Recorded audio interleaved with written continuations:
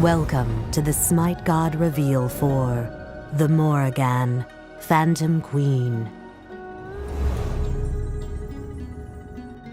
Fate is an unusual thing, an unseen force predicting every action of every being. Many deities can see it, recognize the flow of the plan. However, there is only one that claims mastery over it.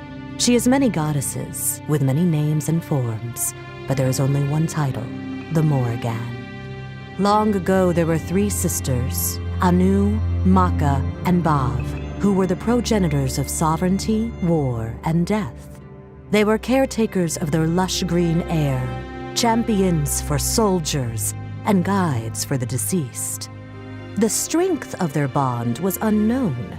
Whether it was brought on by a curse or a more sinister reason, they were inseparable, and eventually they became the Morrigan. Now, she takes on many shapes: the lurid seductress, the wrinkled hag, the screaming crow. Amidst these facades, she takes the worst one of all, the washer in the river. Subtle and manipulative, there is no war the Morrigan did not incite. No dying breath she did not collect.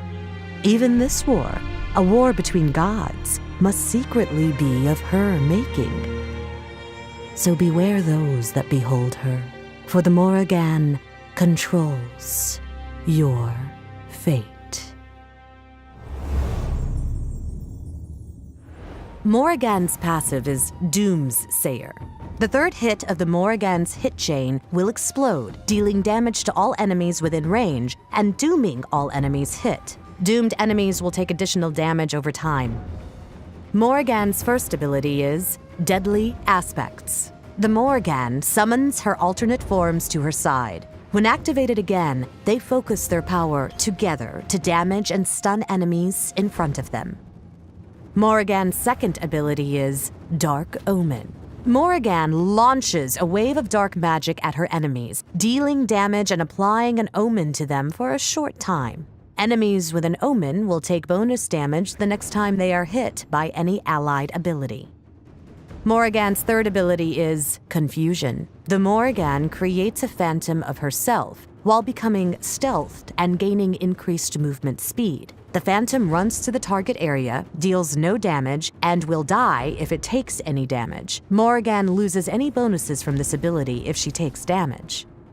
Morrigan's ultimate is Changeling. The Morrigan selects a god from the current match and becomes a copy of them. She copies all their current stats, items, and may use all of their abilities for the duration. She retains her own relics and cannot use consumables. Additionally, the rank of her abilities will transfer to the skills of the god she copies. This ability's cooldown will increase if the targeted god's ultimate is used and has a longer cooldown than the Morrigan's base cooldown.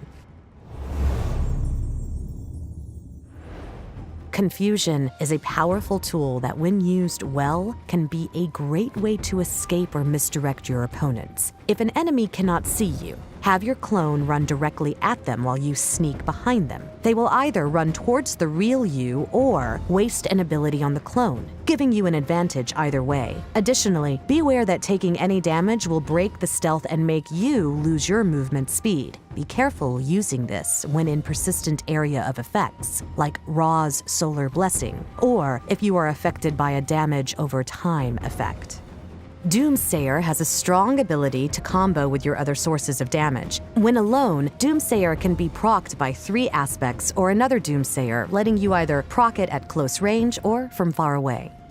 The difference between a good Phantom Queen or a great Phantom Queen will come down to how you use her ultimate. When launching into a game, make a note of all the gods you can transform into and think of which synergies or strengths you can take advantage of. When a team fight hits, it can become hectic fast, so planning ahead into which god you want to transform could be the difference between being a playmaker or dying early. The Morrigan is our first Celtic god. Her role is that of a mage. The Morrigan focuses on confusing her opponents and looking for opportunities to get in close and burst down her enemies. Dark Omen allows her damage to be quite high on a few targets when combined with other abilities, while Confusion lets her sneak in and out of fights as needed. Additionally, she is a flexible god in that she can be any god from the current game during her ultimate. The ability to choose helps her have the right tool at the right time to defeat her opponents. Pair the Morrigan with aggressive frontline characters like Sobek, Nike, or Odin, as they will give her the protection needed to deal her damage and transform into the right god. Also, be aware that the gods you pair with the Morrigan have a direct role in what choices she has during her ultimate. The Morrigan can play as both a jungler or a mid laner, but for this video, we are going to focus on her mid laning capability. You will want to start and prioritize Dark Omen, as this acts as your primary clear tool. At level 2, pick up 3 aspects, and at level 4, pick up Confusion. Getting this early will give the Morrigan additional tools to be aggressive or survive the lane. Once you hit level 5, you will want to prioritize Changeling, followed by Dark Omen, then Deadly Aspects, and finally, Confusion.